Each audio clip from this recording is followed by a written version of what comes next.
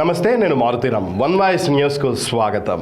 సిద్దిపేట జిల్లా గజ్వేల్ ప్రజ్ఞాపూర్ మున్సిపాలిటీ పరిధి సంగాపూర్ రోడ్లోని నయారా పెట్రోల్ బంకు వద్ద సింహం సంచారం చేస్తోందని సోషల్ మీడియాలో వచ్చిన వార్తలను ఎవరూ నమ్మవద్దని సిఐ సైదా తెలిపారు. గజ్వేల్ పట్టణంలో గల స్థానిక పోలీస్ స్టేషన్లో ఆయన మీడియా సమావేశం నిర్వహించారు. ఈ సందర్భంగా సిఐ సైదా మాట్లాడుతూ సోషల్ మీడియాలో వచ్చే పుకార్లు నమ్మవద్దని, సింహం సంచారం మన వద్ద కాదని వేరే రాష్ట్రాల్లో జరిగిన సంఘటన అని తెలిపారు. అలాంటి పుకార్లు నమ్మి ప్రజలు భయభ్రాంతులకు గురి కావద్దని, గజ్వేల్ పట్టణంలో ఎలాంటి సింహం సంచారం లేదన్నారు.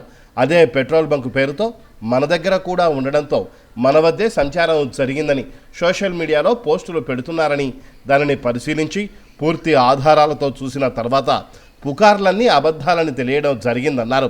ప్రజలు ఎవరూ కూడా సోషల్ మీడియాలో వచ్చే అబద్ధపు ప్రచారాన్ని నమ్మవద్దని గజ్వేల్ ప్రజ్ఞాపూర్ మున్సిపాలిటీ ప్రజలను కోరారు.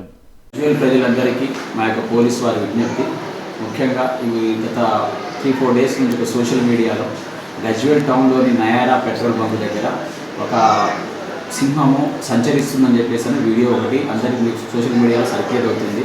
దయచేసి మీ అందరికీ నా పర్సనల్ విజ్ఞప్తి, అది పెట్రోల్ బంకు నయారా అనే పెట్రోల్ బంకు మన ఏరియాకి సంబంధించింది కాదు, వేరే దగ్గర ఎక్కడో ఉండొచ్చు.